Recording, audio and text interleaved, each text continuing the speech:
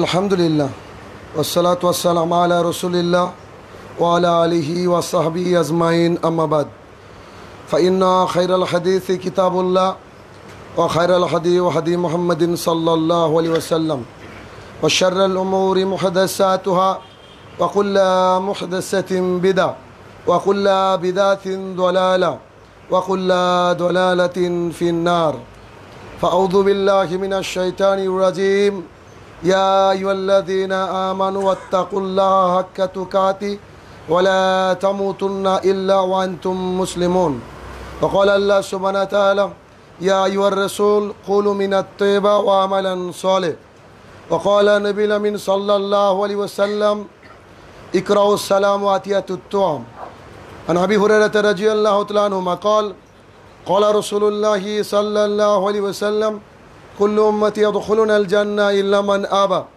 কিলা ইয়া রাসূলুল্লাহ মান আবা ক্বালা মান আতানি দাখালাল জান্নাহ ওয়া মান আসাআনি ফাকাদ আবা।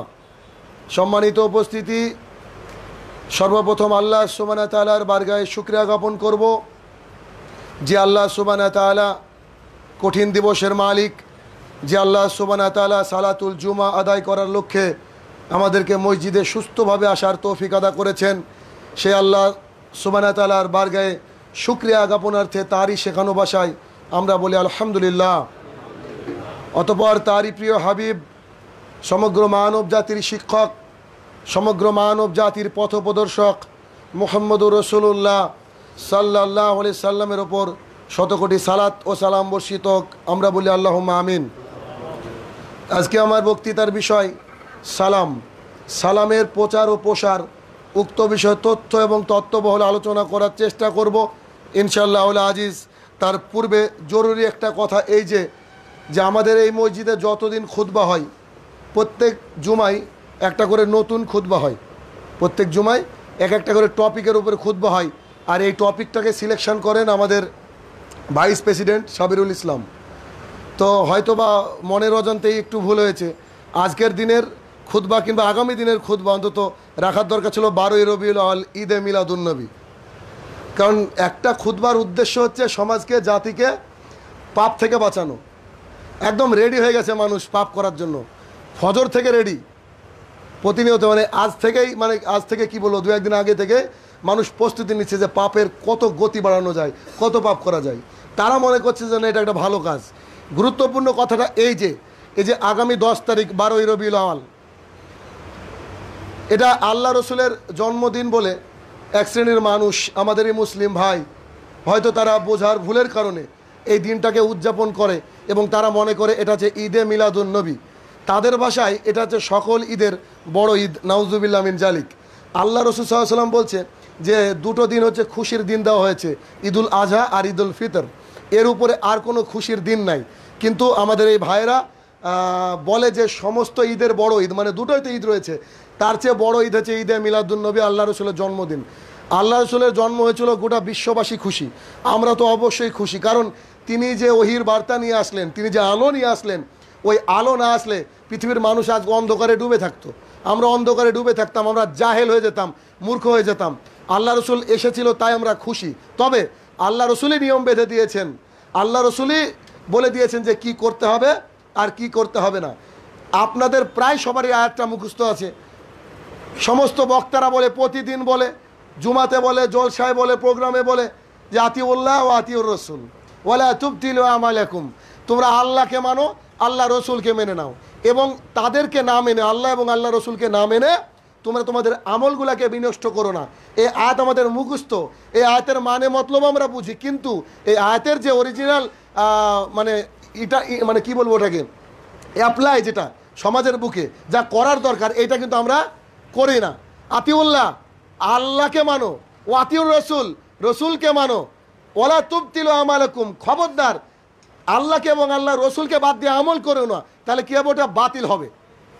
এখন আমাদের ভাইদেরকে যদি প্রশ্ন করি যে ঈদে মিলাদুন্নবী পালন করা নেকির কাজ না গুনার কাজ, তারা নিশ্চয় বলবে যে এটা নেকির কাজ, নিশ্চয় বলবে নেকির কাজ। আল্লাহ সুবহানাহু ওয়া তাআলা কোরআনুল কারীমের 2 নম্বর সূরা, সূরা বাকারা আয়াত নম্বর 111-তে বলছেন, কেউ যদি কোনো আমলের কথা বলে, কেউ যদি বলে যে আমরা জান্নাতে যাব, কেউ যদি বলে যে এই আমলটা করতে হবে, তাহলে কি বলতে হবে? কুল হাতু বুরহানুকুম ইন কুনতুম সাদিকিন, কই দলিল পেশ করো তুমি যদি তোমার কথার উপরে সত্যবাদী হও। ওই ভাইদের কাছে আমাদের প্রশ্ন, আপনাদের প্রশ্ন থাকবে যে আল্লাহ রসুলের ঈদে মিলাদুন্নবী পালন করা এটা কি পাপের কাজ নাকি পুণ্যের কাজ? তারা যদি বলে পাপের কাজ, তাহলে করছেন কেন? এটা এখানেই খতম। এবার যদি বলে পুণ্যের কাজ, তাহলে পুণ্যের কাজ করতে হলে কি করতে হবে? আল্লাহ রসুলের নির্দেশ লাগবে। তাহলে কি আল্লাহ রসুল বলে গিয়েছে যে আমার জন্মদিন পালন করো? তো যদি বলে যে না, বলে যায়নি, তাহলে আপনারা করেন কেন? জি আমরা করি মানে আল্লাহ রসুলকে ভালোবাসি তাই। এ কথা বলা মাত্রই ইমান চলে যাবে। আল্লাহ রসুলকে অপমান করা হলো কেন? আল্লাহ রসুল আকাশের দিকে হাত তুলে আঙুল তুলে বলেছিল, আল্লাহ গো তুমি আমাকে যা দিয়েছো, যে রিসালাতের দায়িত্ব দিয়েছিল সব জাতির সামনে দিয়েছি। এ দেখো লক্ষ লক্ষ মানুষ আমার সামনে দাঁড়িয়ে আজ হজ করছে, সবাইকে সাক্ষী রেখে বলছি আল্লাহ তোকে শুনে রাখো, তুমি আমাকে যা দিয়ে পাঠিয়েছিলে, যে রিসালাতের দায়িত্ব দিয়েছিলে, নবুয়তের যে দায়িত্ব দিয়েছিলে, আমি সব জাতির সামনে পৌঁছে দিয়েছি। যদি বলে আল্লাহ রসুল বলেননি, তাহলে কি হয়ে গেল? আমরা যদি করি তাহলে এখানে বড় পাপী হয়ে গেলাম। কারণ আল্লাহ রসুলকে এমনভাবে আমরা মানছি যে আল্লাহ রসুলের এটা বলা উচিত ছিল, তবে আল্লাহ রসুল জাতিকে বলেনি। নাউজুবিল্লাহ মিন জালিক, এটা হতেই পারে না, এটা হতেই পারে না। তারপরে সাহাবায়ে কেরাম, তারপরে তাবেইন, এদের যে জামানাটা ছিল সোনালী যুগ, এই যুগের মধ্যে কেউ কিন্তু ঈদে মিলাদুন্নবীর উৎসব পালন করেননি। সারা বছর মদ খাচ্ছে, সারা বছর পানবিড়ি জর্দার উপরে ওদের সংসার চলে, সারা বছর ঠকিয়ে মানুষকে ঠকিয়ে খায়, সারা বছর বাটপারি করে ব্যবসা করে। এই লোক আবার ঈদে মিলাদুন্নবীর দিনে ধোয়া পাঞ্জাবি পরে জাতির সামনে সকালটা ভোরবেলায় একটু বেরিয়ে 8টা পর্যন্ত হেঁটে দেখে দিল আল্লাহ রসুলকে ভালোবাসে। এটা আল্লাহ রসুলকে ভালোবাসা না, বরং আল্লাহ রসুলকে অপমান করা হয়। আজকে কলম পেপারের 1/3 মানে প্রথম পেজটা প্রায় অর্ধেকটা দেখবেন শুধু শুভেচ্ছা বার্তা ঈদে মিলাদুন্নবীর। মানে এত মূর্খ সমাজ আমাদের, এত নিচে আমরা নেমে আছি। এখন যদি আপনি বলতে চান তো আপনি বিয়াদব। কেন? গতানুগতিক যা চলছে এটাই চলবে, গতানুগতিক। এটার নাম পদ্মা নদী, আমরা সবাই জানি। এখন যদি বলে যে না এটার নাম তিস্তা, আপনার পিঠের যেমন চামড়া তুলে নেবে। এখন যদি বলেন যে ঈদে মিলাদুন্নবী পালন করা হারাম না জায়েজ, তো যদি আশপাশে হয় তাহলে ভাগ্য খারাপই আছে। কিন্তু বিশ্বাস করুন, আবু বকর সিদ্দিক রাদিয়াল্লাহু তাআলা আনহু, উমর রাদিয়াল্লাহু তাআলা আনহু আল্লাহ রাসূলের জান দিয়ে ভালোবাসতো, একবারে জান দিয়ে ভালোবাসতো। সেই ব্যক্তিত্বরাই ঈদে মিলাদুন্নবী পালন করেননি।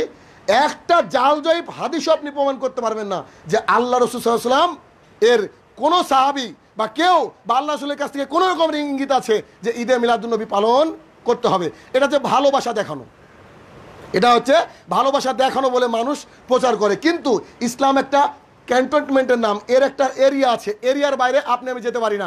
ওই 3 জন ব্যক্তির কথা ভাবেন, তারা তো সাহাবী ছিল, তাদের আমল আখলাস কত সুন্দর ছিল, তাদের নিয়ত ভালো ছিল। তারা এসে আল্লাহ রসুলকে পেল না। আয়েশা রাদিয়াল্লাহু আনহাকে জিজ্ঞাসা করছে আল্লাহ রসুলের আমল কেমন, শুনেননি? বহুবার শুনেছেন।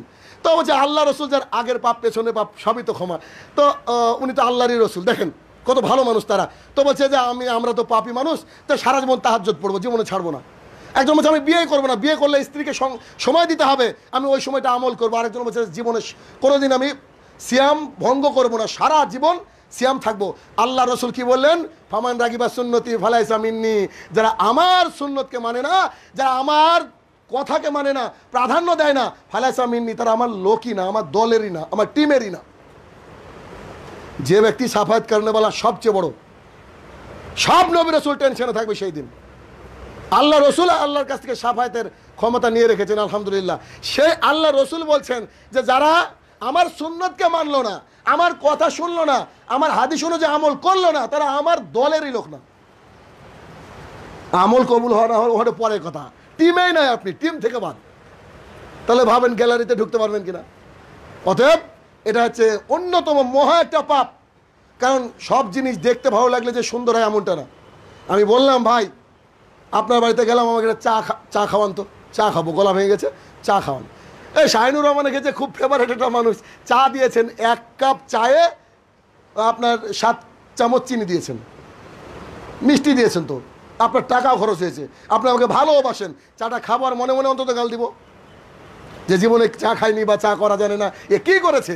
আপনি আমাকে মিষ্টি বেশি দিলেন, আপনি আমাকে ভালোবাসেন, আপনার অর্থ বেশি অপচয় হলো, খরচ হলো আমার জন্য, কিন্তু আমি অখুশি থাকলাম। আল্লাহ রসুল যা বলেছেন যে আতিউল্লাহ ও আতিউর রসুল, আমাকে আল্লাহকে মানো, আমাকে মানো। তা আল্লাহকে এবং আল্লাহ রসুলকে মেনে নিতে হবে ওইভাবে যেভাবে সাহাবিরা মানতো, ওইভাবে যেভাবে আল্লাহ রসুল জুতো খুলে রেখেছেন। আবু হুরায়রা থেকে শুরু করে আরও কয়েকজন সাহাবী জুতো খুলেছেন। কেন? আল্লাহ রসুল খুলেছে, তাই আমরা খুলেছি। একদম পুঙ্খানুপুঙ্খ এটা আল্লাহ রসুলকে মানতে হবে। কিন্তু এরা সরাসরি আল্লাহ রসুলের বিরোধিতা করে। আল্লাহ রসুলকে যদি ভালোই বাঁচতে হয়, তাহলে আল্লাহ রসুল জন্মগ্রহণ করেছেন সোমবারে, রোজা রাখো, সিয়াম পালন করুন, সোমবার আর বৃহস্পতিবার সিয়াম পালন করুন। আল্লাহ রসুলকে যদি ভালোই বাঁচতে হয়, তাহলে আজ থেকে প্রতিজ্ঞা করুন যে যতদিন বাঁচবো ফজরের সালাত জামাতে কাজা করবো না, করবো না, করবো না। দেখেন দেখি ভালোবাসা দেখেন আল্লাহ রসুলকে, এতই আল্লাহ রসুলের পরে ভালোবাসা। দেখি আজ থেকে দাড়ি আর কাটবো না, দাড়ি ছেড়ে দিয়েছি, দাড়িতে হাতই দেবো না। আপনি সকালবেলায় উঠে আল্লাহ রসুলের এই মানে আনিত বিধান দাড়ি ওয়াজিব, এটাকে চেঁচে বাথরুমের মধ্যে ঢুকে দিয়ে আল্লাহ রসুলের সুন্নতকে আপনি বাথরুমের মধ্যে ঢুকে দিয়ে আপনি স্কুলে যাচ্ছেন, কলেজে যাচ্ছেন, আপনি আপনার ডিউটিতে যাচ্ছেন, আর বলছেন আমি মোহাম্মদ সাল্লাল্লাহু আলাইহি ওয়াসাল্লামকে ভালোবাসি। কত বড় আপনি বাটপার হলে এই কথা বলতে পারেন? অতএব আল্লাহ রসুলকে ভালোবাসতে হলে 5 ওয়াক্ত সালাত আদায় করতে হবে।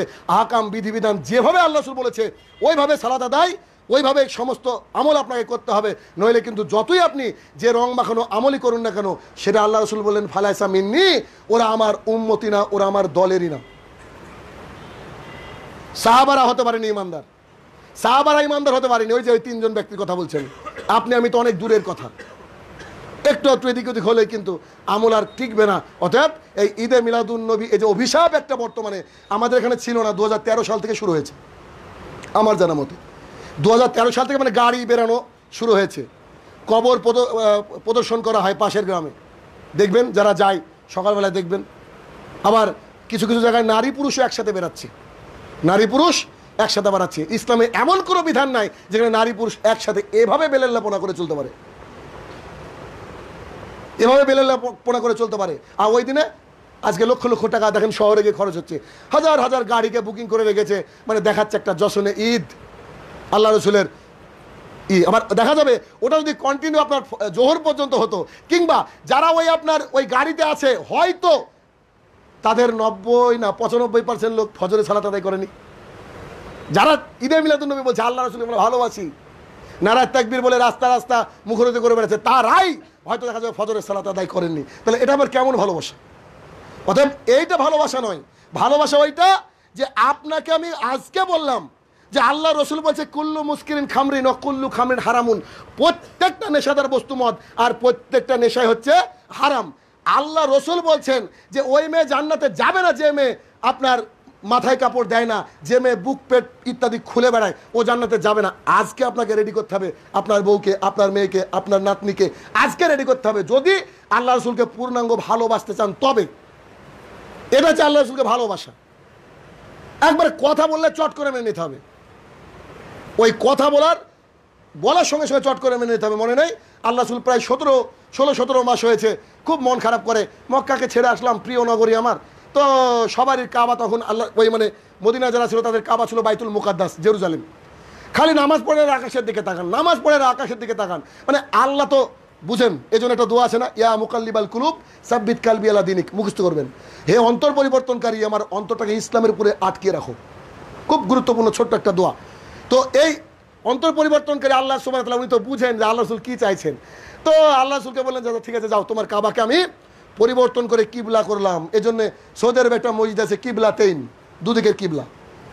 তো কিবলাতেইন মানে ওই কাবাকে পরিবর্তন করা হলো। একজন সাহাবী চলে যাচ্ছেন মদিনার গলি দিয়ে, অনেক দূর যাওয়ার পর দেখছে এক জায়গায় সলাত হচ্ছে, সম্ভবত আসর অথবা ঈশা সলাত হচ্ছে। তো উনি বাইরে গেটে দাঁড়িয়ে বলছে আল্লাহর কসম করে বলছি যার হাতে আমার জান, আমি আবুল কাসেমের পিছনে অর্থাৎ আল্লাহ রসুলের পিছনে সলাত আদায় করে আসলাম। আমাদের কাবা এখন বাইতুল মুকাদ্দাস নয়, আমাদের কাবা হচ্ছে মক্কার কাবা শরীফ। তো ওই সাহাবী বলছেন যে আমি বলা মাত্র ওরা রুকুতে ছিল, রুকু থাকা অবস্থায় তাদের কাবাকে পরিবর্তন করে নিল। এ দেখেন মানার গতি, দেখেন এটাকে বলা হয় মানার গতি। আপনার মধ্যে যে আমল নাই, বলা মাত্র আপনি বলবেন প্রতিজ্ঞা করবেন ইনশাল্লাহ আজ থেকে আমল করবো। চেষ্টা করেন তো, এটাকে চেষ্টা করেন। এ হচ্ছে আল্লাহ রসুলকে ভালোবাসা, এটা হচ্ছে আল্লাহ রসুলকে ভালোবাসা। বুকের রক্ত দিয়ে যদি আল্লাহ রসুলকে পাওয়া যেত, ওই যে কাশেদের দল গেল তো ঘট কিছুদিন আগে, বুকের রক্ত দিয়ে যদি আল্লাহ রসুলকে পাওয়া যেত, আল্লাহ রসুলের ভালোবাসা পাওয়া যেত, আল্লাহ সান্নিধ্য পাওয়া যেত, আমার বিশ্বাস একজন সাহাবী বেঁচে থাকতো না। সবাই আল্লাহ রসুলের জন্য রক্ত দিয়ে দিত, এত ভালোবাসতো আল্লাহ রসুলকে, এত ভালোবাসতো। আমার মুখ থেকে বহুদিন শুনেছেন আল্লাহ রসুলকে ভালোবাসার দৃষ্টান্ত। আজকে বলছিলাম আজকে বক্তৃতার বিষয় হচ্ছে সালাম, সালামের প্রচলন। সালাম মানে কি? শান্তি। সালাম মানে হচ্ছে শান্তি। আল্লাহ সুবহানাহু ওয়া তাআলা কোরআনুল কারীমের মধ্যে বলছে, তোমাদেরকে কেউ যদি সালাম দেয় তোমরা তাকে তার চেয়ে উত্তম করে জবাব দাও, অথবা সে যা করলো তা রিটার্ন করো। তোমাকে যদি কেউ সালাম দেয় তুমি তার চেয়ে উত্তম করে জবাব দাও, অথবা সে যা বললো অতটুকু করে তোমাকে জবাব দিতে হবে। সূরা নিসার মধ্যে আল্লাহ সুবহানাহু ওয়া তাআলা বলছেন। সূরা নূরের মধ্যে আল্লাহ সুবহানাহু ওয়া তাআলা বলছে, তোমার নিজের বাড়ি বাদ দিয়ে, মানে নিজের বাড়ির বিষয়টা আলাদা, যদি অপরের কোনো বাড়িতে যাও দুটো কাজ করতে হবে। এক, অনুমতি নিতে হবে। দুই, সালাম দিতে হবে।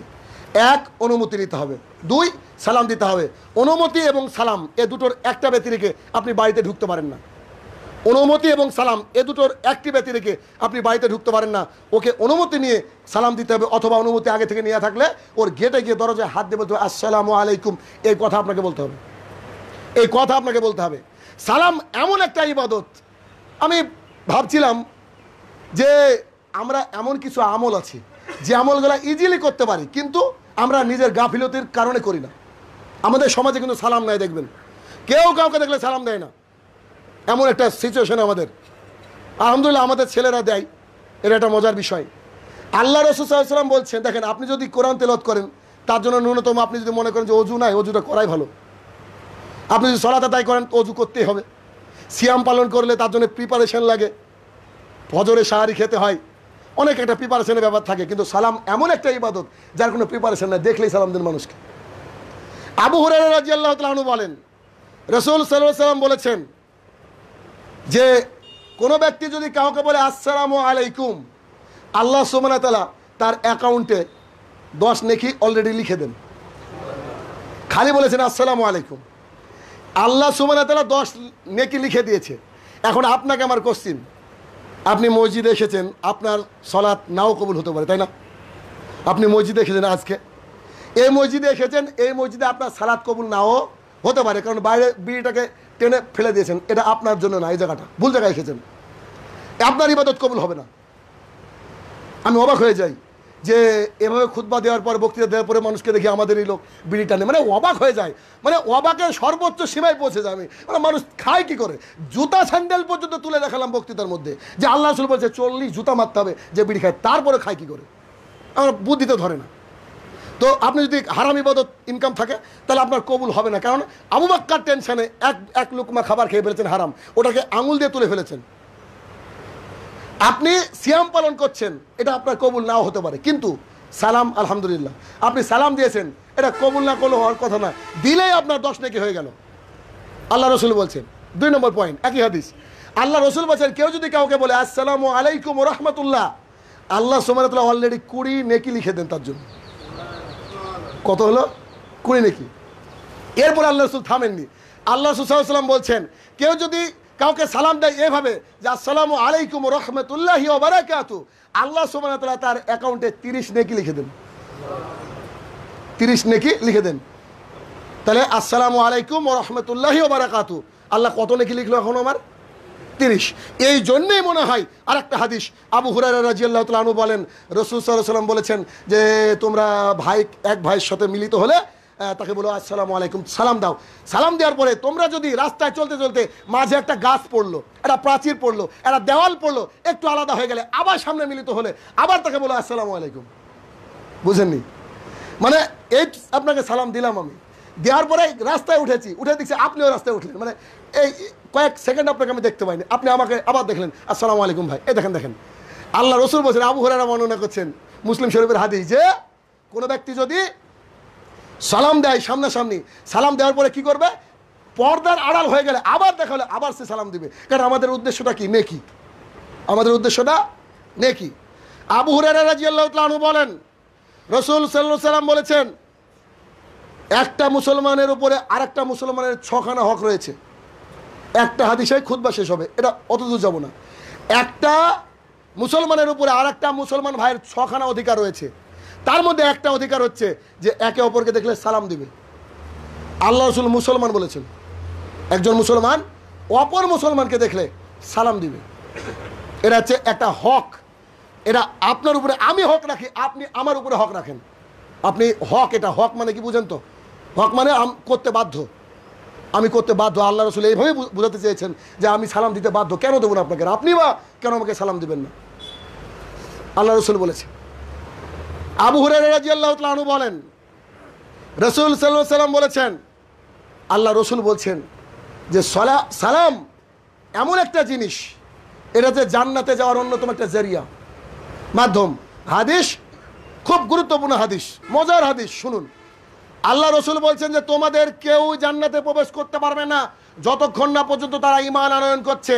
আমরা জানি আল্লাহ রসুল কি বললেন প্রথম বাক্যে, যে তোমরা কেউ জান্নাতে প্রবেশ করতে পারবে না, করবে না যতক্ষণ না পর্যন্ত তোমরা ঈমান আনয়ন করছো। এরপর আল্লাহ রসুল বলছেন যে তোমরা কেউই ঈমান আনয়ন করতে পারবে না যতক্ষণ না পর্যন্ত একে অপরকে ভালোবাসছো। বাক্য এ জায়গায় কঠিন। আল্লাহ রসুল কি বললেন? যে তোমরা কেউই জান্নাতে যেতে পারবে না, শর্ত কি? ঈমান আনতে হবে। এবার আল্লাহ রসুল বলছে তোমাদের কারুরই ঈমান টিকবে না, কারুরই ঈমান আসবে না যদি একে অপরকে ভালো না বাসো। এরপর আল্লাহ রসুল বলছেন, ও সাহাবীরা, আমি কি তোমাকে বলে দেব, আমি কি তোমাদেরকে বলবো যে একে অপরের মধ্যে ভালোবাসা বৃদ্ধি পাওয়া তথা ঈমান বাড়ানোর আমল কি? তো জি আল্লাহ রসুল অবশ্যই বলেন। তো আল্লাহ রসুল বলছে অবশ্যই আমি তা বলবো। আল্লাহ রসুল বলছে একে অপরকে সালাম দিলে ভালোবাসা বৃদ্ধি হয়। বুঝতে পারেন না হাদিসটা? না আবার শোনেন। তাহলে সুবহানাল্লাহ বললেন না কেন? আমি তো বুঝতে পারলাম না। এত সুন্দর একটা হাদিস। আল্লাহ রসুল বলছে কেউ জান্নাতে যাবে না যার ঈমান ছাড়া, মানে ঈমান আসা লাগবে, জরুরি। আর আপনার সাথে যদি আমার ভালোবাসা না থাকে তো আপনিও ঈমানদার না, আমিও ঈমানদার না। ভালো করে বুঝুন, খুব কঠিন কথা, খুব কঠিন কথা। ঝগড়া ঝামেলা আর থাকবে না এখানে। ঝগড়া ঝামেলা থাকলে জান্নাত হারাম, চলবে না জান্নাত, আপনি ঢুকতে পারবেন না জান্নাতে। কেন বলেন তো? আল্লাহ রসুল বলছে যে কেউ জান্নাতে যাবে না যতক্ষণ না পর্যন্ত ঈমান আনছে। আর ওই ব্যক্তির ঈমানই নাই যদি সে ভালো না বাসে। আর ভালোবাসার রাস্তা আল্লাহ রসুল কি বললেন? একে অপরকে সালাম বিনিময় করতে হবে। তাহলে বোঝা গেল যে আপনি যদি আমাকে ভালোবাসেন, আমি যদি আপনাকে ভালোবাসি, তাহলে আমাদের ঈমান আছে। আর ঈমান যদি থাকে তাহলে আমরা জান্নাতে যাব। আপনার সাথে আমার সাথে রাগারাগি ঝামেলা, তাহলে আমার মানে ভালোবাসা নাই। আর ভালোবাসা নাই মানে ঈমান নাই, আর ঈমান নাই মানে জান্নাত নাই। সুস্পষ্ট। তাহলে ভালোবাসাটা কি ফরজ হয়ে গেল না? একে অপরের প্রতি ভালোবাসাটা তো ফরজ হয়ে যাচ্ছে। ভালোবাসতে বাধ্য আপনি। অপর হাদিসে তো আছেই যে আরো সে ছায়া পাবেন যদি একে অপরকে ভালোবাসেন শুধুমাত্র দিনের খাতিরে। কে দেখতে কালো, দেখতে কেমন, কি চেহারা কেমন, কিচ্ছু, কোটিপতি টাকা আছে, ভিখারি, কিচ্ছু না, জাস্ট খালি ভালোবাসতে হবে। কেন? ও একজন ইমানদার, ও একজন ভালো মানুষ, ও একজন মুসলমান। এই জন্য আপনার আমার অধিকার তাকে ভালোবাসতে হবে। আল্লাহ রসুল বলছেন সাহাবীদের মধ্যে ভালোবাসাটা কেমন ছিল, একে অপরকে কেমনভাবে সাহায্য করতো, একে অপরকে খোঁজ কিভাবে নিত। আবু বকর সিদ্দিক রাদিয়াল্লাহু আনহু মারা যাচ্ছেন, তো ওমর রাদিয়াল্লাহু আনহু বলছে বাপরে বাপ, এত বড় দায়িত্ব কি কেউ কাঁধে ছেড়ে যায় গো? দায়িত্বটা কি?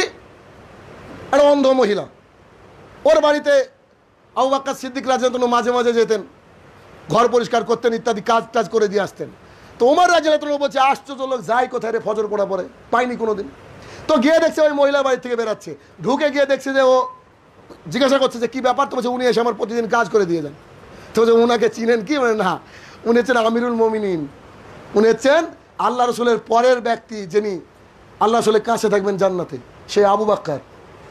প্রেসিডেন্ট, প্রধানমন্ত্রী হওয়ার পরে দায়িত্বটা দেখেছেন যে একটা বাড়ির হাঁড়ি পরিষ্কার করে দেয়, একটা বাড়ির হয়তো দুধ দহন করে দেয়, দুধ দহনের কথাটা রেখেছে হাদিসে। তো ওমর রাদিয়াল্লাহু আনহু তাকে দেখে বলছে যে বাপরে বাপ, পরবর্তী খলিফার উপরে কত বড় দায়িত্ব না আপনি ফেলে গেলেন। মানে একবার এ টু জেড আপনাকে দেখতে হবে। নেতা মানে খুব কঠিন কাজ। নেতা হচ্ছে বিনা হিসেবে জান্নাতে যাবে, নেতা বিনা হিসেবে জাহান্নামে যাবে, কথা খুব কঠিন। অতএব একে অপরের প্রতি ভালোবাসা একবারে অন্তর দিয়ে মহব্বত করতে হবে। যতক্ষণ না আপনার অন্তর দিয়ে মহব্বত আসবে ততক্ষণ আপনার মধ্যে ঈমান আসবে না। আর যদি ঈমান না আসে তাহলে জান্নাত নাই। আর আমাদের উদ্দেশ্যই হচ্ছে জান্নাত লাভ, একটাই উদ্দেশ্য, আর তো অন্য কিছু নাই। আল্লাহ সুবহানাহু ওয়া তাআলা যেন আমাদের পরস্পরের প্রতি ভালোবাসা এবং সৌহার্দ্যপূর্ণ ব্যবহার করার তৌফিক আদা করুক। আল্লাহুম্মা আমিন। আলহামদুলিল্লাহ ওয়াসসালাতু ওয়াসসালামু আলা রাসূলিল্লাহ ওয়া আলা আলিহি ওয়া সাহবিহি আজমাইন, আম্মা বাদ। আলোচনা হচ্ছিল সালাম, একে অপরের প্রতি ভালোবাসা বিনিময়। আসসালামু আলাইকুম এই শব্দটার অর্থ হচ্ছে যে আল্লাহর তরফ থেকে আপনার উপরে সালামতি শান্তি বর্ষিত হোক। তা আপনার উপরে রাগারাগি থাকলে তো এটা বলা যাবে না, যদি মানে বুঝেন। কারণ আপনার উপরে আমার ভালোবাসা থাকতে হবে, তবে তো আপনার উপরে সালামতি বর্ষণ হওয়ার কথা আমরা বলবো, নইলে তো আমরা এটা বলতে পারি না। অতএব সালাম দিতে হবে। আনাস রাদিয়াল্লাহু তাআলা আনহু বলেন, রাসূল সাল্লাল্লাহু আলাইহি ওয়াসাল্লাম বলেছেন যে আল্লাহ রসুলকে দেখলাম তিনি রাস্তা দিয়ে হাঁটছিলেন, ছোট ছোট বাচ্চারা বসে আছে, আল্লাহ রসুল চট করে সালাম দিয়ে দিলেন। মিসকাতের হাদিস, চট করে সালাম দিয়ে দিলেন। এটার মানে কি? কিছু লোককে আমি দেখেছি, আমার হয়তো দেখেছেন মনে হয়, যে কিছু লোক দাড়িওয়ালা টুপিওয়ালা লোক থাকে, ও রেডি থাকে সালাম নেওয়ার জন্য, বুঝতে পারেননি? ও রেডি থাকে সালাম নেন। আমি বুজুর্গ মানুষ, আমাকে সালাম দেবে এতটুকু ছেলে? আল্লাহ রসুল যাচ্ছেন, পৃথিবীর সবচেয়ে বড় মানুষ, সবচেয়ে ভালো ক্যারেক্টার, ভালো চরিত্রের মানুষ, তিনি যাচ্ছেন। আনাস রাদিয়াল্লাহু আনহু বলছে যে বাচ্চা বাচ্চা ছেলেরা ছিল, ওদেরকে আসসালামু আলাইকুম, কি ভালোবাসা দেখেন। বাচ্চার সাথে কিভাবে ভাব বিনিময় আল্লাহ রসুল করছেন সালামের মাধ্যমে।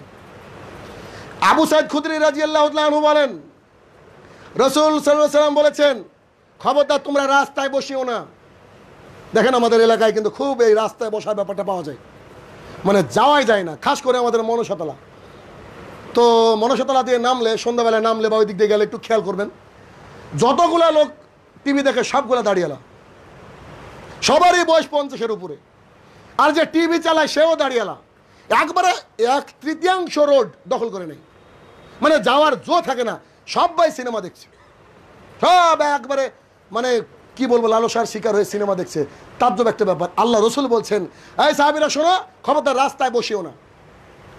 সাহাবী এসে বলছে, আল্লাহ রসুল রাস্তায় বসা ছাড়া তো উপায় নেই আমাদের, আমরা রাস্তায় বসে যে পরামর্শ করি, তাহলে কি বসতে পারবো না? সাহাবীরা কিন্তু রাস্তার পাশে বসতেন, মাঝে না, এরকম আমাদের মতো বেয়াদব ছিলেন না। তারপরে আল্লাহ রসুল নিষেধ করছেন। আল্লাহ রসুল বলছে, আচ্ছা ঠিক আছে, যদি একান্তই রাস্তার উপরে বসতে হয়, রাস্তার পাশে বসতে হয়, তবে কয়েকটা জিনিস খেয়াল রেখো। কি আল্লাহ রসুল? এক, চোখ বন্ধ করে থাকতে হবে। জি, চোখ বন্ধ করতে হবে। রাস্তা দিয়ে মেয়ে যাবে, রাস্তা দিয়ে আরও অনেক কিছু হবে, এগুলো এই জন্য আপনাকে চোখ বন্ধ করতে হবে। আর ইয়াং ছেলেরা তো গালচে সামনে আসে দেখার জন্য। আল্লাহ রসুল বলছে, রাস্তায় বসতে পারে, কি করতে হবে? এক, চোখ বন্ধ করতে হবে। দুই, পথচারী থেকে সালাম বিনিময় করতে হবে, কেউ সালাম দিলে তার উত্তর দিতে হবে। তিন, কারোর যেন কোনো রকমের কোনো ক্ষতি না হয় রাস্তায়, ও যেন একটু মনের মধ্যে এরকম না করে, আরে এই লোকটা বসেছিল আমার কষ্ট হলো না, এটা যেন না, মানে পথচারীর জন্য কোনো কষ্ট না হয়। চার, হক মানে সৎ কাজের আদেশ করতে হবে। পাঁচ, মন্দ কাজ থেকে নিষেধ করতে হবে। রাস্তায় বসার দেখেন, মানে রাস্তায় বসার কি বলবো, মানে রাস্তায় বসতে হলে আপনাকে এই 5টা কাজ করতে হবে, খুব কঠিন কাজ। দেখেন তো পারেন কিনা? চোখ বন্ধ করতে হবে, এটা তো মুশকিল একটা ব্যাপার। মানুষকে সালাম দিতে হবে, সালাম আসলে উত্তর দিতে হবে সুন্দরভাবে, আল্লাহ যেমনভাবে বললেন। তাহলে এই কাজ, আর তো ওদিকে তো আছেই আপনার মানুষকে কষ্ট না দেওয়া, তারপরে ভালো কাজের আদেশ, মন্দ কাজের নিষেধ। সিগারেট খেতে খেতে যাচ্ছে, আপনাকে বলতে হবে ভাই এটা খাওয়া হারাম।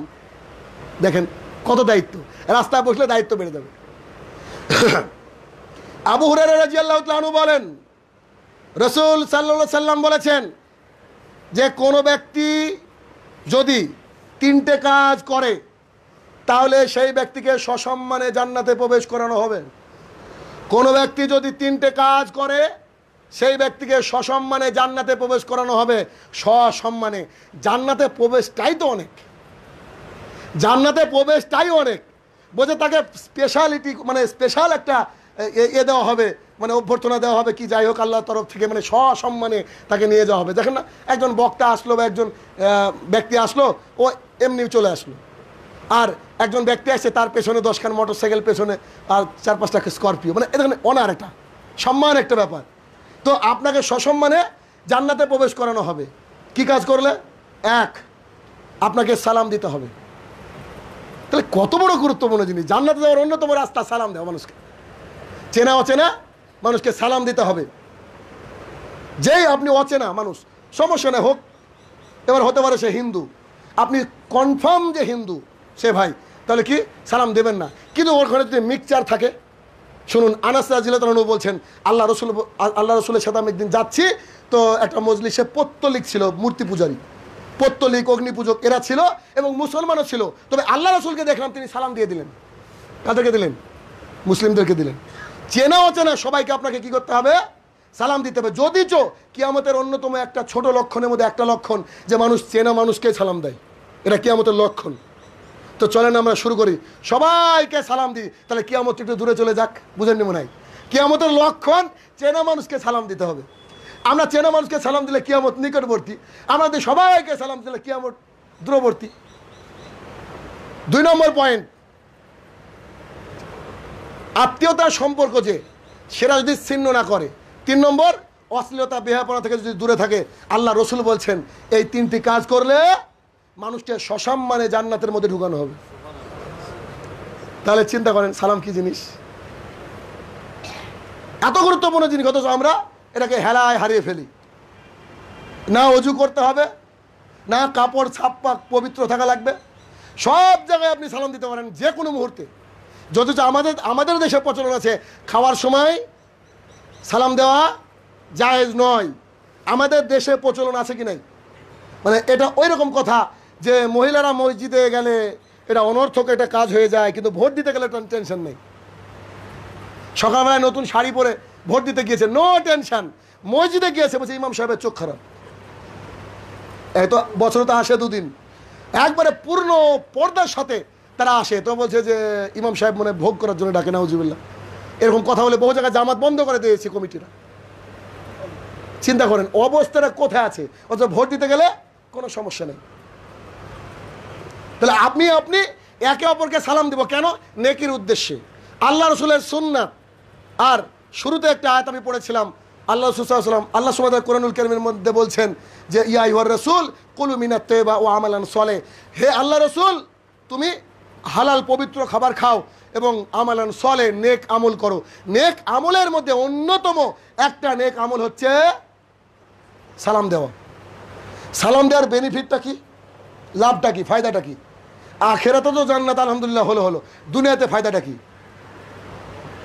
এর বড় বড় স্কলারদের বক্তব্য, তাদের কথা এরকম যে যার সাথে আপনার ঝামেলা আছে লাগাতার আপনি 10 দিন সালাম দেন। তো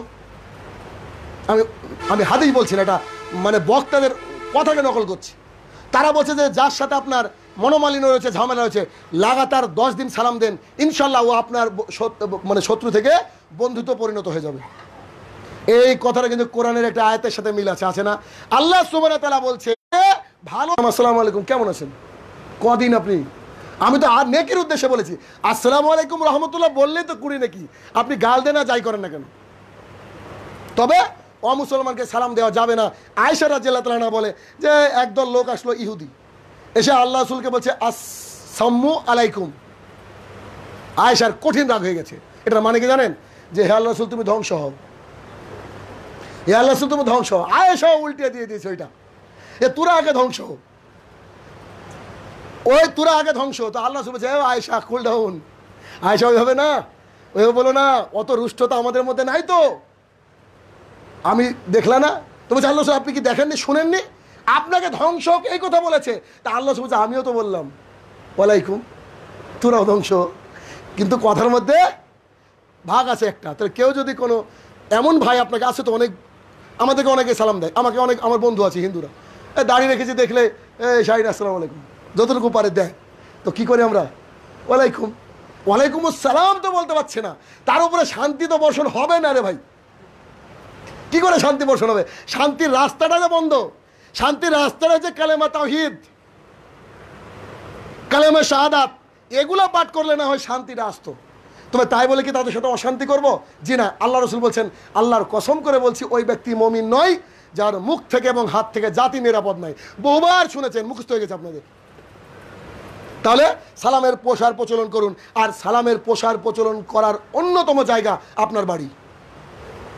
আপনার বাড়ি, আপনার ছোট বাচ্চা যার বয়স 3 বছর, 4 বছর, 5 বছর, 7 বছর, আপ টু 10 বছর, এই বাচ্চাকে আপনি পড়িয়ে স্কুলে পাঠিয়ে মাদ্রাসায় পাঠিয়ে শিক্ষা লাভ করাতে পারবেন না যতক্ষণ না পর্যন্ত আপনি পূর্ণাঙ্গ একজন ভালো মানুষ হচ্ছেন।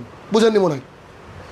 একটা ছেলে স্কুলে 2.5 ঘন্টা 3 ঘন্টা থাকছে, ওই ছেলেটা বাড়িতে এসে আবার টিভি দেখছে, আবার তার মায়ের সঙ্গে সিরিয়ালের গল্প শুনছে, তার আব্বুর সামনে গান শুনছে। তার ছেলেটা ইউটিউব চালাতে পারে, 5 বছরের ছেলে। বাপরে বাপ, ছেলে গর্ব করে, বাবা গর্ব করে চায়ের দোকানে বলছে, জানো আমি যা পারি না আমার ছেলেই পারে। বলে না, কি এক্সপার্ট গো! এই ছেলে কি মানুষ হবে? এই আমাদের এই ছেলেগুলো কি মানুষ হবে? বিশেষজ্ঞরা বলছে 18 বছর যাবৎ মোবাইল দেওয়া যাবে না যদি মানুষ করতে চান ছেলেকে। 18 বছর যাবৎ ওকে মোবাইল দেওয়া যাবে না। আর বড় বড় স্কলারদের কথা যে বাচ্চাকে শেখাতে হলে প্রথমে কোরআন শেখান, তবে দুনিয়াটা সুন্দর হবে। কেন? কোরআন শেখানোর পরে ডাক্তার হোক, কোরআন শেখার পরে মাস্টার হোক, প্রথম যে আপনার ইলমটা শিখবে সেটা যে কোরআনের ইলমটা শিখবে। আপনি আপনার বাড়িতে ঘুম থেকে উঠে প্রথমে আপনি আপনার গিন্নিকে বলেন আসসালামু আলাইকুম, বাড়িতে ঢুকে আপনি বলেন আসসালামু আলাইকুম, বেরোনোর সময় বলে আসসালামু আলাইকুম। আরে আল্লাহর তরফ থেকে শান্তি বর্ষণ হয়, আর একে অপরের সাথে সালাম দিলে কি হয়? ভালোবাসা বিনিময় হয়। তাহলে আপনি কি চান না আপনার স্ত্রী ভালোবাসুক? আপনি কি চান না আপনার ছেলে মেয়ে ভালোবাসুক? এটা আপনার বাড়ির থেকে হবে, কেউ শেখাতে পারবে না, কেউ আপনাকে বলে কয়ে শেখাতে পারবে না। আমার একটা উদাহরণ দিই, আমি এরকম বলেছি, আবারও বলি। আমার মেয়ের বয়স 1 বছর 6-7 মাস হবে, 7 মাস কি 8 মাস হলো আমার মেয়ের বয়স। ও কথা বলা শিখেনি, কিন্তু ও বাড়ির থেকে যখন ঢুকে ও কারু কোলে আসে, তো ঢোকার সময় সালাম দেয় বাড়িতে, ঢোকার সময়। তবে সালাম আপনি হয়তো বুঝতে পারবেন না, মানে বুঝতে পারবেন সালাম দিচ্ছে, কিন্তু ও তো কথা বেরোয়নি ঠিকঠাক। আর আমি যদি ঢুকে গিয়ে সালাম দিই, এটা তো আলহামদুলিল্লাহ ভুলি না, সালাম দিই যখন, তো ও ওয়ালাইকুস সালাম এত দূর বলতে পারে, ওয়ালাইকুস সালাম, আল্লাহ হয়তো কবুল করবে। ওয়ালাইকুমুস সালাম বলতে পারে না। তাহলে এই যে মেয়েটা, এই মেয়েটা যে সালামটা শিখলো কি করে? কারণ আমাদের মধ্যে কি রয়েছে? সালামের বিনিময় রয়েছে। আসুন আমরা আমাদের পরিবারটাকে ইসলামিক বানাই। যতক্ষণ না পর্যন্ত আপনি আমি যদি আমরা ইসলামিক না হই, তাহলে কিন্তু আমাদের ছেলে মেয়ে কখনো ইসলামিক হবে না। আপনি যান, আমাদের স্কুল আছে, ঘুরতে যাবেন, আলহামদুলিল্লাহ এতটুকু ছেলেবেলে যদি মর্নিংয়ে যান, আপনার কাছে কত সালাম দেবে, আপনার হয়তো বিরক্ত লেগে যেতে পারে। আজকে ঘটনা দেখেন, এই রাউন্ড মারছে, আমি একটা কেজি 1-এর ঘরের সামনে দাঁড়িয়েছি, একজন বললো আসসালামু আলাইকুম স্যার, ওয়ালাইকুম সালাম। আরেকজন বলছে আসসালামু আলাইকুম স্যার, ওয়ালাইকুম সালাম। আরেকজন বলছে আসসালামু আলাইকুম, আমি পালিয়ে গেছি। বলছে স্যার পালিয়ে গেল রে, ছোটো বাচ্চা, বুঝতে পেরেছেন? মানে ওদেরকে বলা আছে যে তোমরা মা বাবাকে দেখলে, বড় মানুষকে দেখলে, বাইরের মানুষকে দেখলে, যাকে দেখবে না কেন কথা শুরুতে সালাম দিবা। এমনও গার্জেন দেখছি, ওর বাবা দোকানের সামনে দাঁড়িয়ে আছে ছেলেকে নেওয়ার জন্য, এসে ওর মেয়ে বলছে আসসালামু আলাইকুম, বলছে কি নিবি তুই বল, বুঝতে পেরেছেন? ওই বাচ্চার ছেলে মেয়েটুকু বলছে আসসালামু আলাইকুম, বলছে কি নিবি তুই, চকলেট না বিস্কুট? বলেন তো ওই ছেলেকে মানুষ করা যাবে? এটা কি সম্ভব? আলহামদুলিল্লাহ যে আমরা ছেলেদেরকে অন্তত সালাম শেখাতে পেরেছি, যে স্কুলে গিয়ে, স্কুল থেকে বাড়িতে গিয়ে আমার মনে হয় বেশিরভাগই ছেলেমেয়েরা বাড়িতে গিয়ে সালাম দেয়। কারণ আমি আমার ছেলেকে তো নিয়ে যাই, যাওয়ার সময় আমি ছেড়ে দিই, এমনি দেখি তো সালাম দেয় কিনা ও। তো ও গেটে ঢোকার সময় দরজায় এবং মারার আগে ও বলে আসসালামু আলাইকুম, আর ভিতরে তো সালাম নেওয়ার জন্য একজন আছে রেডি, বুঝতে পেরেছেন? যদি এমনি ভুল করে ঢুকে পড়েন, পরশু দিনের ঘটনা সম্ভবত, আমি সালামটা দিব, আমার ছেলে দিয়ে দিয়েছে, আমি ভাবলাম আর সালামের দরকার নাই, ঠিক আছে, আমি ঢুকে পড়েছি, আমার মেয়ে আমাকে বলছে ওয়ালাইকুম সালাম, মানে ওর সালামটাও শুনতে না পেয়ে ও ভাবছে আমি প্রতিদিন সালাম দিই, ও ভেবেছে আব্বু দিয়েছে, ও উত্তরটা দিয়েছে, অরিজিনালি কিন্তু আমি সালাম দিতে ভুলে গেছি। তাহলে চেষ্টা করতে হবে ইসলামিক কালচার আনার। সালাম আপনি আপনার ছেলেকে দিয়ে শুরু করেন। অনেকে দেখবেন যে নিজের স্ত্রীকে সালাম দেয় না। আমি ছিলাম একদিন শাহিন সরকার আমাকে বলছে, কার সাথে কথা বলছো? আমার স্ত্রীর সাথে। তুমি সালাম দিলে না? আচ্ছা, লজ্জা লাগে তো আমাদের, মানে আমরা তো ছোটোবেলা থেকে ওই কালচারের মানুষ না। তো তারপর থেকে সেদিন প্রতিজ্ঞা করলাম যে জীবনে আর ওর সাথে কথা বললে, ফোনে কথা বললে ইনশাল্লাহ সালাম বেতরিকে বলবো না। এখন তো সবাইকে দিই, ছোটো মেয়েটুককে দিই, কোলে নিয়েও সালাম দিই, বাড়ি থেকে আসলে সালাম দিই। এই যে এটা প্রচলন করুন, কারণ দিলেই তো আপনার নেকি, তো ইনশাল্লাহ চেষ্টা করবেন আগামী দিন থেকে সবাইকে সালাম দিতে, এবং ছেলেগুলাও যেন সালাম দেয়, খাওয়া কি বুঝে, হ্যাঁ। আর তাওহীদের গল্প মাঝে মধ্যে রাত্রিবেলায় করবেন ছেলে মেয়েদের সাথে, কারণ আজকাল কার্টুন নিয়ে ব্যস্ত। আপনি যদি ইব্রাহিম আলাইহিস সালামের গল্প করেন, যে ইব্রাহিম আলাইহিস সালামের জন্য নবী ছিল, নমরুদ একটা খুব বদ মানুষ ছিল, তাকে আগুনে পোড়ানোর ব্যবস্থা করা হলো, ইব্রাহিমকে ফেলে দেওয়া হচ্ছে, আগুনকে বললো ও আগুন তুমি ঠান্ডা হয়ে যাও। ছেলেকে যদি বুঝান যে কেন ঠান্ডা হয়ে গেলো বলো তো কেন ঠান্ডা হলো আব্বু? তো ঠান্ডা হলে এই জন্য যে ও আল্লাহর উপরে বিশ্বাস ছিল, এক আল্লাহ, ও কারোর কাছে মাথা নত করতো না, অর্থাৎ মাথা নত করা কারোর কাছে যাবে না। ছেলেকে তাওহীদ শিখান তো রাত্রিবেলায়। আরেকটা হাদিস শুনুন, আনাস রাদিয়াল্লাহু তাআলা আনহু বলেন যে আল্লাহ রাসূল সাল্লাল্লাহু আলাইহি ওয়াসাল্লামকে একজন এসে বলছে, আল্লাহ রাসূল কারোর সামনে কি মাথা নত করা যাবে? আল্লাহ রাসূল জি না, মাথা নত করা যাবে না। তো কাউকে কি চুমু খাওয়া যাবে? বলছে না, তা করা যাবে না। তো কাউকে কি মুসাফা করা যাবে? বলে জি হ্যাঁ, এটা করা যাবে। এবার আল্লাহ রাসূল বলছেন, জি তোমার কোনো ভাইয়ের সাথে দেখা হলে আসসালামু আলাইকুম বলো, সাথে মুসাফা করো। মুসাফা মানে যে হ্যান্ডশেক ইংরেজিতে। তাহলে এই যে একটা, আরও একটা হাদিস রয়েছে, অথেন্টিসিটি আমার জানা নেই। আল্লাহ রাসূল বলছে কোনো ভাই মিলিত হলো, সালাম দিল, হাতে হাত মিলালো, যতক্ষণ হাত ছেড়ে দেওয়ার মানে দুজনে বিচ্ছিন্ন হতে না হতে দুজনের পাপ, ছোট যত পাপ রয়েছে আল্লাহ সুবহানাহু ওয়া তাআলা ক্ষমা করে দেন। তাহলে এগুলিকে আমরা চাইবো না? চেষ্টা করি, আমরা মানুষ করার চেষ্টা করি বাচ্চাগুলোকে, যে একবারে মানে আর হবে না আপনাদের দিয়ে, এখন আপনাদের বাচ্চাকে আমার দরকার। ওই বাচ্চার মাধ্যমে ইনপুট করব ইসলাম, তারপরে বাচ্চাকে বলবে আব্বু দাড়ি না রাখলে আমি তো তোমার সাথে স্কুলে যাবো না, আম্মু নামাজ না পড়লে তোমার হাতে ভাত খাবো না। তাই ইনশাল্লাহ সবাই চেষ্টা করবেন আগামী দিন থেকে, আজকে ফজরে ইনশাল্লাহ, যে উঠে প্রথমে স্ত্রীকে, ছেলেকে এবং মেয়েকে যার যা আছে বাড়িতে, যে যতটুকু আছে সবাই প্রথমে বলবেন আসসালামু আলাইকুম, সবাই বলে ইনশাআল্লাহ। আর একে অপরকে দেখার সময় বেশি বেশি সালাম আমরা কি করব? প্রচলন করব। আর শেষ হাদিস, আল্লাহ রাসূল সাল্লাল্লাহু আলাইহি ওয়াসাল্লাম বলেছেন যে আল্লাহ রাসূলকে একজন এসে বলছেন, আল্লাহ রাসূল সবচেয়ে ভালো কাজ কি? অপর হাদিসে বলছে সবচেয়ে ভালো ইসলাম কি? এটার অর্থ সবচেয়ে ভালো কাজ কি, যেটা আমি শুরুতে হাদিসটা পড়েছিলাম। আল্লাহ রাসূল বলছেন ইকরাউস সালাম আতিয়াতুত তুয়াম, মানুষকে খাওয়াও আর বেশি বেশি সালামের প্রসার করো। মানুষকে খাওয়াতে হবে, খাওয়ানোর বিনিময় জান্নাত রে ভাই। খাওয়ানোর বিনিময় কি? জান্নাত। টাকা আছে খাওয়ান, কোটি টাকার মালিক বিরিয়ানি খাওয়ান, অল্প টাকার মালিক ভাত খাওয়ান, টাকা নাই রচা তো 5 টাকা না 4 টাকা লাগে নাকি লাল চা, ওটা দিয়ে খাওয়ান। খাওয়ান তো, নাহলে চকলেট খাওয়ান একটা, ভালোবাসা তো বাড়ুক মানুষের মধ্যে। তো হ্যাঁ, এই হাদিসটা বলে আমল বেশি হবে ইনশাল্লাহ, কারণ জান্নাতে একটা ঘর পাওয়া যাবে। আর কি বললেন? ওয়া ইকরাউ সালাম, চেনা অচেনা পরিচিত অপরিচিত মানুষকে দেখলে কি করো? সালাম দাও। আজ থেকে ইনশাল্লাহ আমরা এর উপরে আমল করার চেষ্টা করব সবলে ইনশাআল্লাহ। এখন যে কথা শুনলাম, আল্লাহ সুবহানাহু ওয়া তাআলা সবাইকে মানার মতো তৌফিক আদা করুক সবলে আল্লাহুম্মা আমিন। আর আমার জন্য খাস দোয়া করবেন, কথা বললে বুক ধরে যাচ্ছে আর গলা চোখ হয়ে আসছে, মানে খুব কষ্টে আছি, যদি পরামর্শ থাকে দিবেন আমাকে। আর খাস করে আমার জন্য একটু দোয়া করবেন যেন আল্লাহ সুবহানাহু ওয়া তাআলা আগামী দিনে দিন প্রচার করা আমার জন্য সহজ করে দাও, আল্লাহুম্মা আমিন। আমাদের মধ্যে যারা আত্মীয় স্বজন যারা মারা গিয়েছে, রিসেন্ট মারা গিয়েছে, আগে মারা গিয়েছে, কবর তলে শায়িত আছে, জানি না তারা কি হালে রয়েছে, তারা যদি খাস করে শিরক এবং বিদআত না করে মারা যায়, আল্লাহ তুমি তাদেরকে ক্ষমা করে দাও, আল্লাহুম্মা আমিন। আল্লাহ এই মসজিদের উপরে তুমি রহমত এবং বরকত নাজিল করো, আল্লাহুম্মা আমিন। আল্লাহ গো, আল্লামা দেলোয়ার হোসেন সাঈদী, ডক্টর জাকির নায়েকের মতো যেসব আলেমরা বিভিন্ন জায়গায় বন্দি বা বিভিন্ন জায়গায় গৃহবন্দী বা জেলবন্দি রয়েছে, আবারও যেন তারা স্বমহিমায় দাওয়াতের কাজ করতে পারে, আল্লাহ তুমি সেই তৌফিক আদা করো, আল্লাহুম্মা আমিন। আল্লাহ গো, যারা কাছে দূরে বিভিন্ন জায়গা থেকে খুতবা শুনছেন, তাদেরকে যেন আগামী দিনের অন্তত এই ঈদে মিলাদুন নবী মহাপাপের অনুষ্ঠান থেকে যেন আল্লাহ সুবহানাহু ওয়া তাআলা তাদের অন্তরটাকে মুক্ত রাখে, সবাই আল্লাহুম্মা আমিন। আমাদের মধ্যে যারা অসুস্থ রয়েছে, আল্লাহ সুবহানাহু ওয়া তাআলা যেন শেফা দান করে, সবাই আল্লাহুম্মা আমিন। আল্লাহুম্মা সাল্লি আলাই, আল্লাহুম্মা বারিক আলাই।